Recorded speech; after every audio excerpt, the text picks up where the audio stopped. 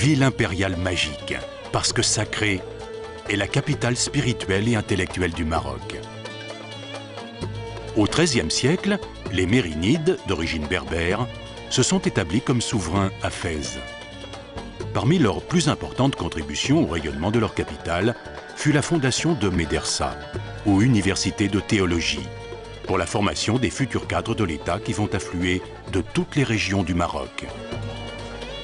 Le sultan Abou Inan, souverain mérinide du XIVe siècle, marqua son règne d'une fondation pieuse de prestige qui éclipsa par sa splendeur toutes les fondations antérieures, la Médersa Bouinania.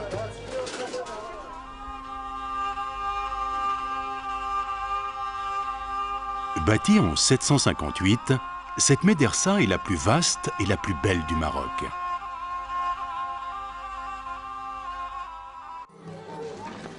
À travers les siècles, cette demeure de la science, havre de raffinement représentatif de l'architecture mérinide et de l'art traditionnel islamique, dépérit de par l'érosion du temps. En novembre 1995, la fondation Benjeloun Méziane entreprit de restaurer ce somptueux monument historique, patrimoine de la ville de Fès. Ce projet gigantesque qui dura 8 années nécessita de nombreux travaux de recherche historique et archéologique, ainsi que des relevés de détails d'architecture et de décors. Depuis l'inscription de la médina de Fès par l'UNESCO sur la liste du patrimoine mondial, elle connaît un foisonnement et une combinaison d'initiatives de sauvegarde et de restauration. La fondation Benjeloun Méziane a voulu contribuer significativement à cette campagne de sauvegarde en restaurant la Médersa Bouinania. Une fois à l'intérieur de la médersa, on observe l'état de délabrement avancé des structures et des éléments de décor.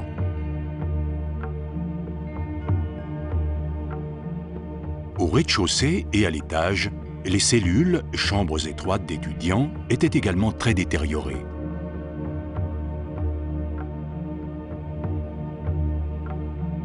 Ces chambres étaient desservies par des galeries qui prennent jour sur le patio ou sur la rue.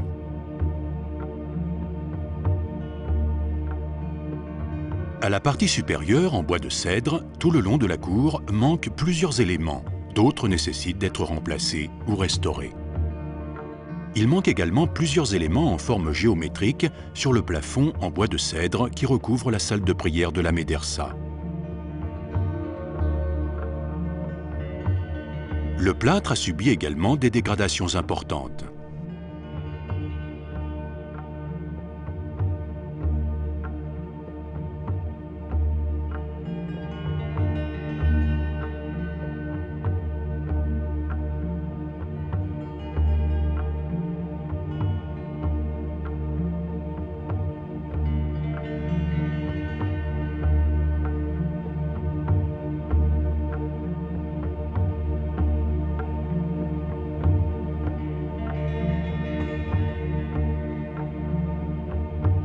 Les vitraux sur les claustras permettent de diffuser la lumière du jour dans la salle de prière et les 2 iwans.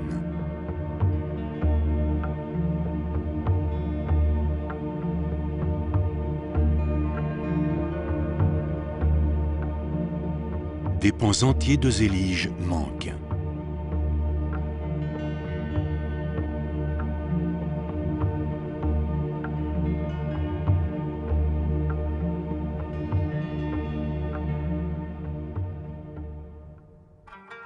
La médersa est organisée autour d'un patio central agrémenté d'une vasque et traversé par une branche de l'oued de Fès. Les galeries longent les côtés ouest, sud et nord, contournant les iwans et desservant les chambres d'étudiants et les cages d'escalier. La mosquée, qui servait aussi bien de salle de cours, est face à l'entrée principale. Tout le long de la cour, les galeries sont entourées de moucharabiers qui servaient à préserver l'intimité des étudiants. Les artisans qui restaurent ces panneaux utilisent du bois de cèdre, tourné ou ciselé, afin d'obtenir une succession de cubes et de bobines qui s'incrustent les unes aux autres.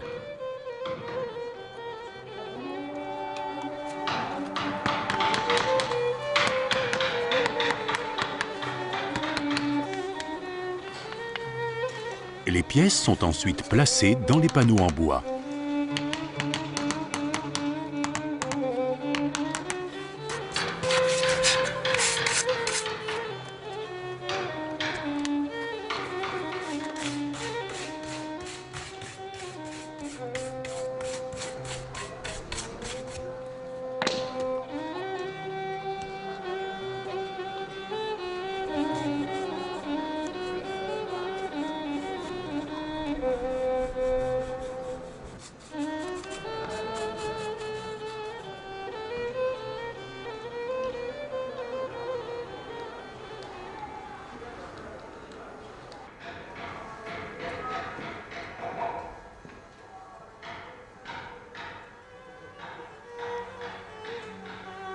Le choix de tous les artisans fut opéré sur la base de leur expérience et de leur talent. Plusieurs plâtriers furent ainsi consultés, devant produire, avant d'être retenus, un échantillon de maquette en plâtre reproduisant le détail d'un panneau.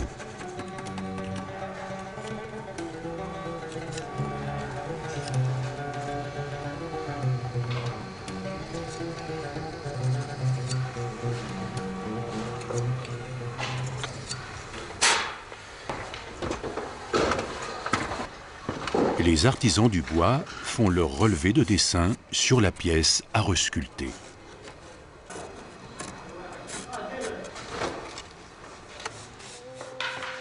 À l'intérieur de la salle de prière, d'autres sculptent le bois, fidèles aux traditions.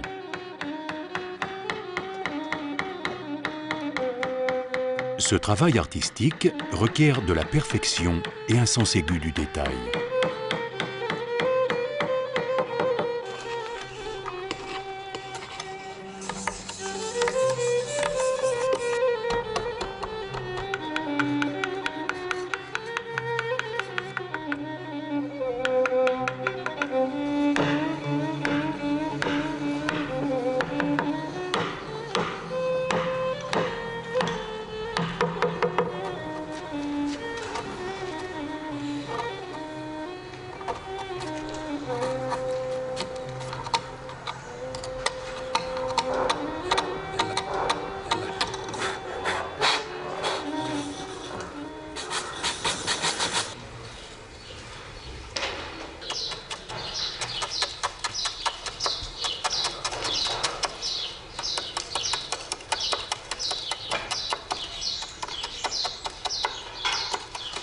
Dans l'iwan, l'artisan cisèle et découpe dans le plâtre les claustras de diverses couleurs.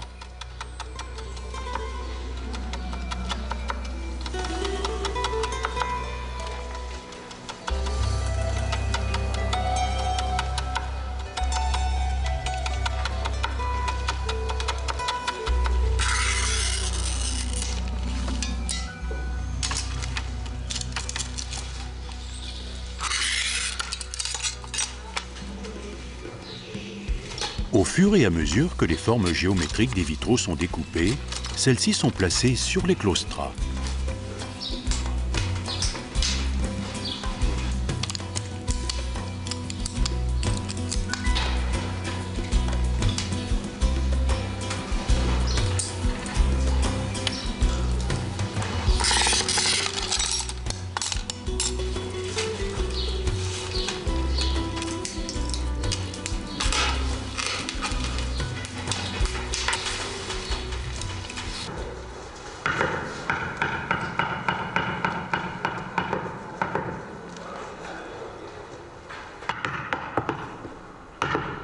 Les artisans menuisiers travaillent à reproduire à la perfection les chefs-d'œuvre de bois de la période mérinide.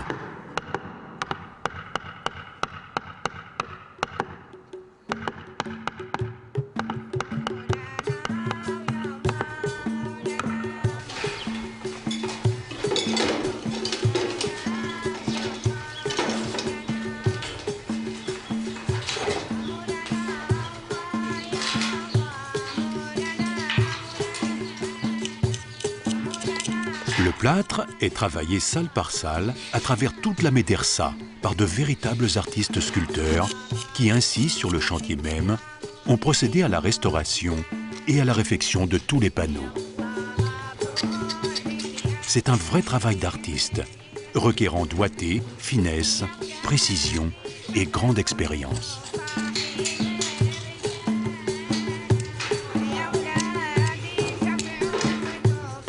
Telle de la dentelle, belle et délicate, le moindre détail en plâtre est retravaillé. L'artisan sculpte à la main le plâtre ornemental des parties manquantes qui représentent autant de dessins géométriques ou floraux.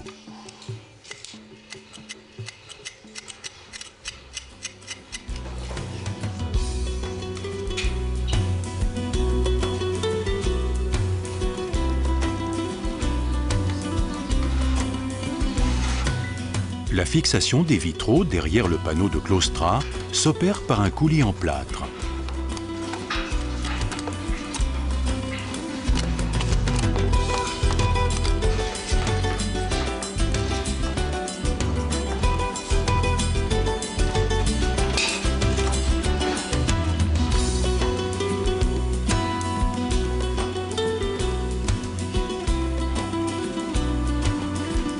Dès qu'un panneau est achevé, il est acheminé d'une personne à l'autre vers la partie supérieure où il sera placé, avec beaucoup de délicatesse.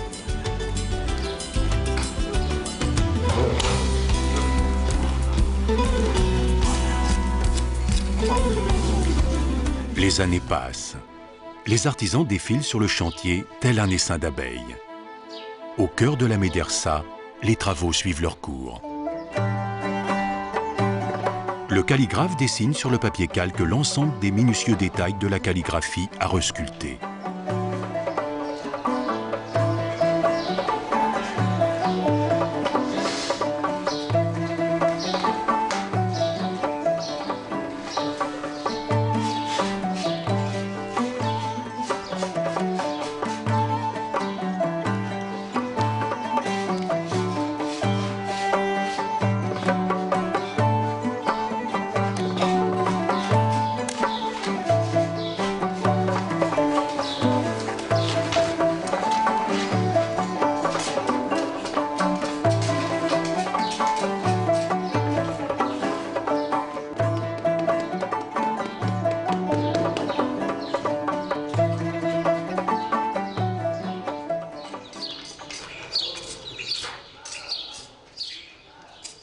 Le moindre détail de cette vaste médersa va être retravaillé.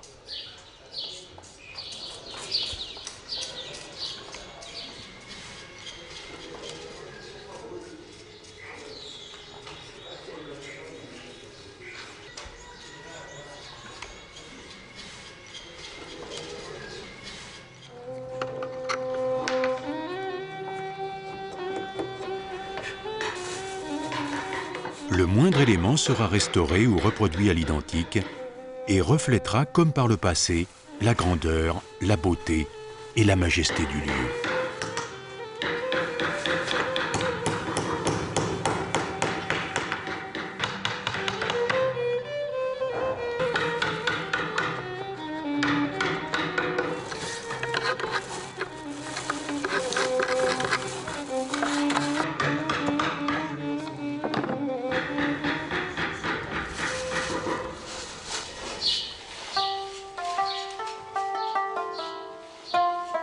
Plusieurs artisans plâtriers auront travaillé des années durant dans la salle de prière, la plus grande et la plus belle salle de la Médersa, pour nettoyer, fixer ou restaurer ces différents panneaux.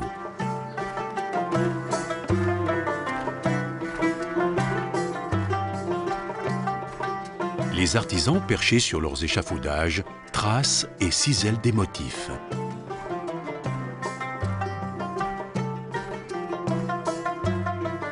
Un artiste calligraphe reproduit sur papier les dessins de l'ensemble du travail du plâtre qui doit être resculpté.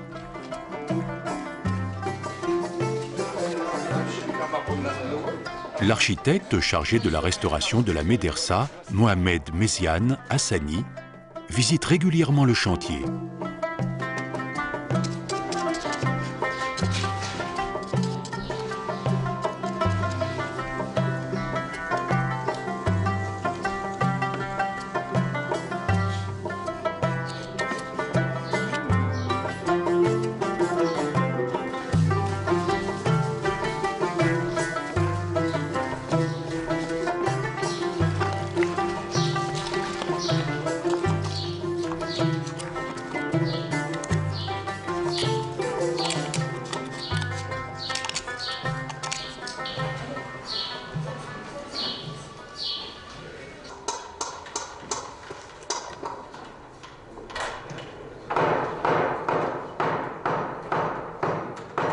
Au fur et à mesure que les divers éléments sculptés dans du bois de cèdre sont achevés, ils sont placés.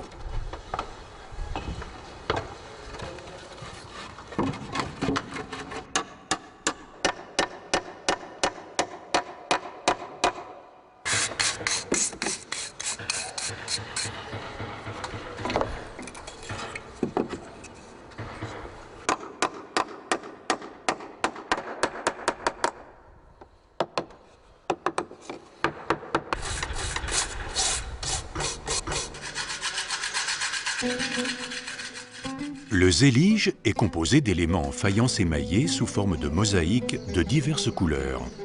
Ils sont posés un à un.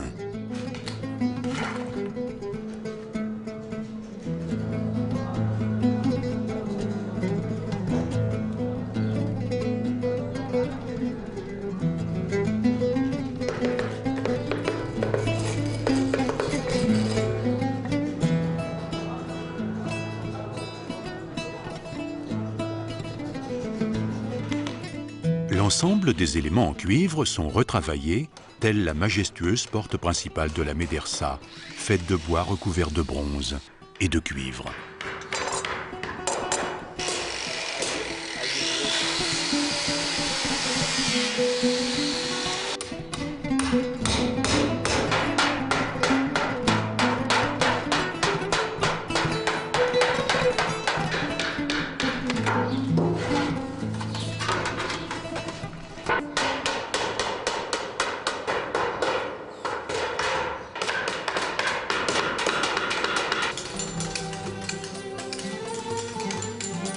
Certaines parties en zélige étant endommagées, les artisans les déposent au préalable et les remplacent.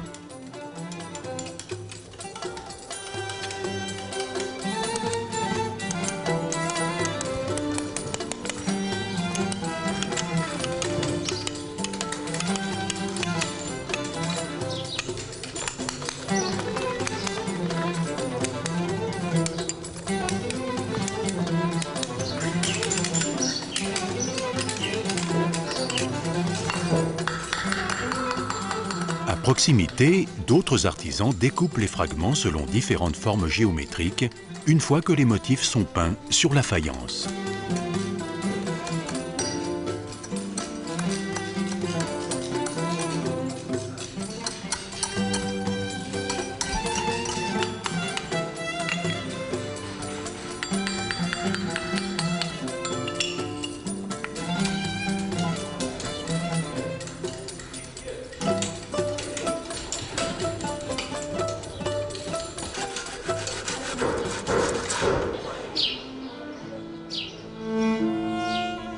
En face de la médersa se dresse l'horloge hydraulique au mécanisme complexe particulièrement élaboré. Jusqu'à ce jour, divers spécialistes ont essayé d'en percer l'énigme, sans dépasser le stade des hypothèses de son fonctionnement.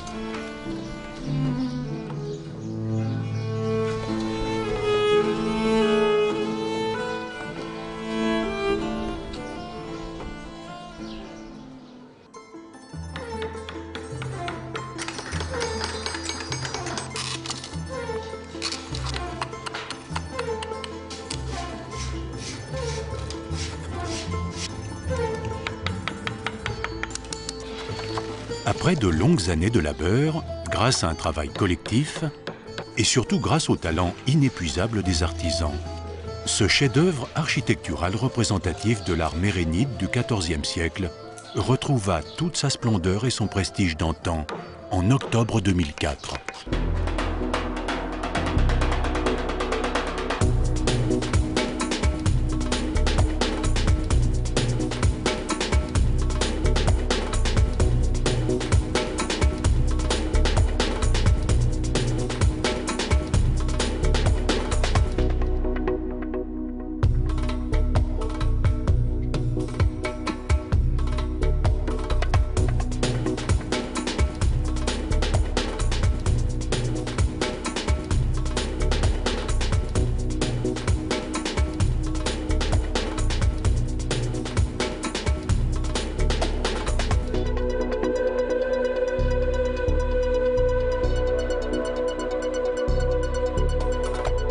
Après la pose du marbre de la cour, l'architecte inspecte une dernière fois l'ensemble de la médersa, chacune des salles et les moindres recoins qui la composent.